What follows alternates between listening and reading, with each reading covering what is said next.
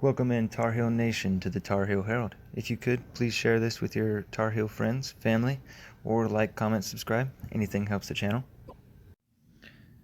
All right, let's get into the trenches now. And if I had to say something, I probably would say if I'm the most excited about any area of the football team,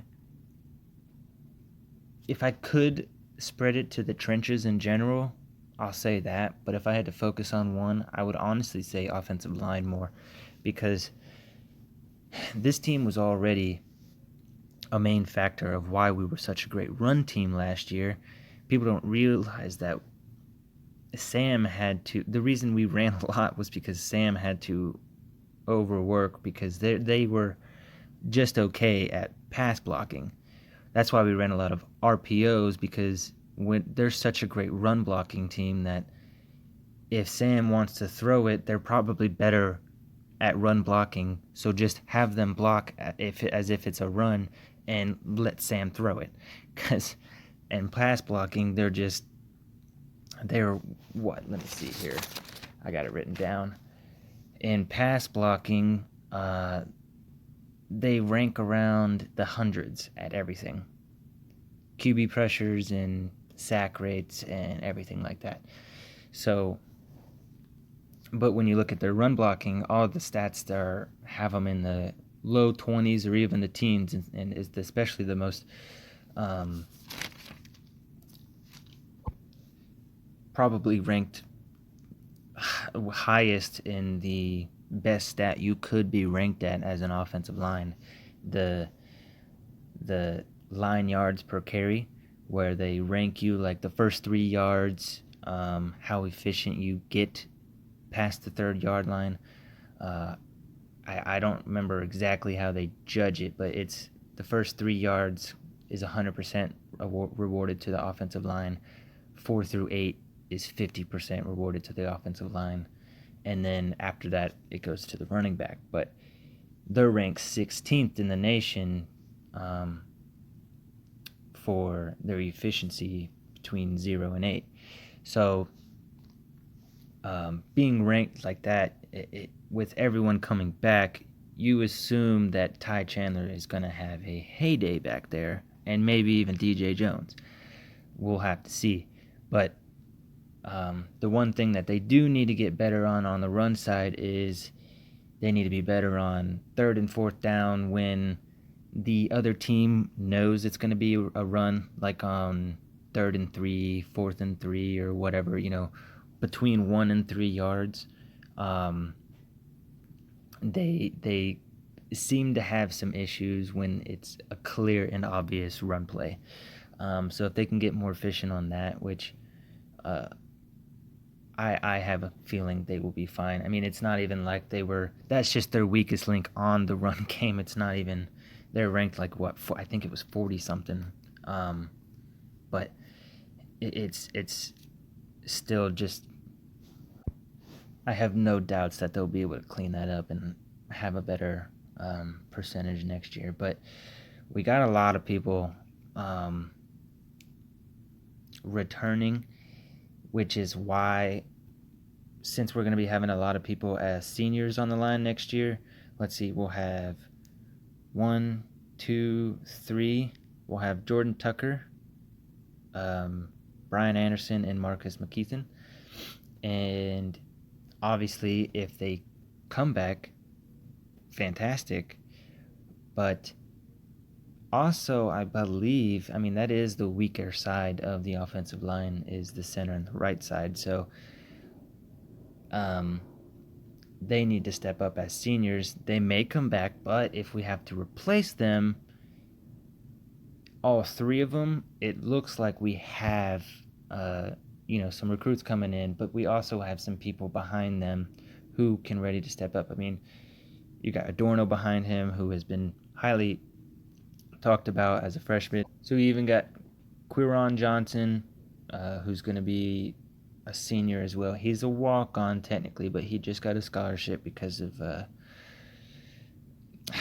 Mac Brown said how it works, but some people left or transferred and stuff like that. So he gets a nice little scholarship for next year. But he's behind 2 people as a backup, so that'll be good.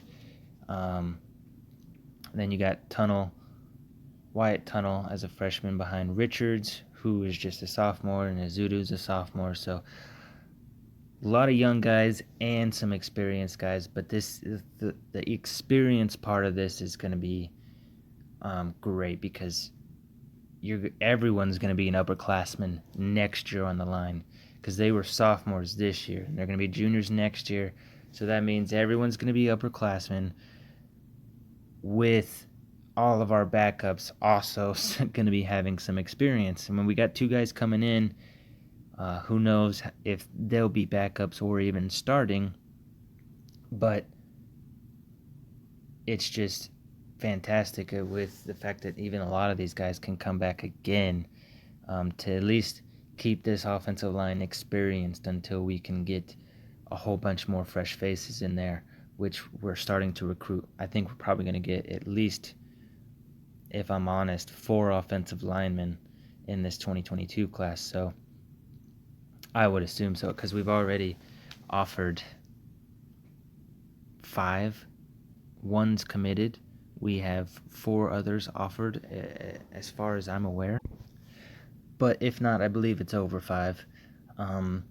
So I think they're going to be getting in a lot just because they know eventually all this veteran experience is going to be leaving us soon. So you don't want to have, let's say, the 3 seniors all come back, but Richards and Izudu are NFL talent, so they leave after their senior year with the other guys, and then boom, that's your entire offensive line. Everybody's gone. I mean, worst comes to worst, that's what you're looking at. So we're going to need to be having a ton of guys coming in with the recruiting class or transfers. You know, the transfer portal is a beautiful thing nowadays for stuff like that. So which is why we got Ty Chandler, because our running back room was a little inexperienced. So you may see us dip into the transfer portal. But next year, if they can step up with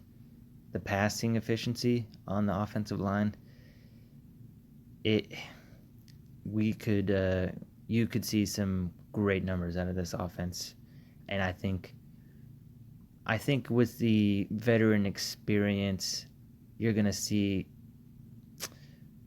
Now, the RPO is just our bread and butter, so I think we're probably going to stick to that looking at all these stats. And now I know I wanted to go more air raid, but if we're already one of the best at it, why try to stray away from it? So we'll probably stick to the RPOs more often than not. But if we can clean up the pass efficiency, pass blocking efficiency, then you can see these guys. You'll probably see a lot of NFL credit on this offensive line because once Josh Azudu cleans up the pass blocking, he's probably going to be looking to fight for a first-round draft pick or even a second round if he. I think he's definitely at least a second, in my opinion. Richards could even fight his way up too if he can get the pass blocking down. So, especially because he's the tackle, and everyone's looking for tackles every day. So we'll see with that, but especially the seniors, if the seniors, with all the experience they have and the maturity, that right side, if they can step up, because that was kind of our weakness, even though we had a pretty great offensive line. Actually, I'm not saying we had a decent one, we had a pretty great one, but there is room for improvement, especially on the right side. So if those seniors can step up and we can stay healthy, then you may see, and even I know we lost a lot of production numbers on the wide receiver and running back class or room. I know you saw a lot of production on the running back and the wide receiver room leave, so you have your doubts about the production, but I think with how experienced this offensive line, you may actually be surprised how well and easy it's going to be for these skilled players to get the ball in their hands and make plays behind this offensive line. All right, everyone, that wraps this one up. Remember, like, comment, or better yet, subscribe. And if you made it this far and you know a Tar Heel who might want to listen, give him a share. But thanks for tuning in, guys. And until next time, I'll see you later, Tar Heel Nation.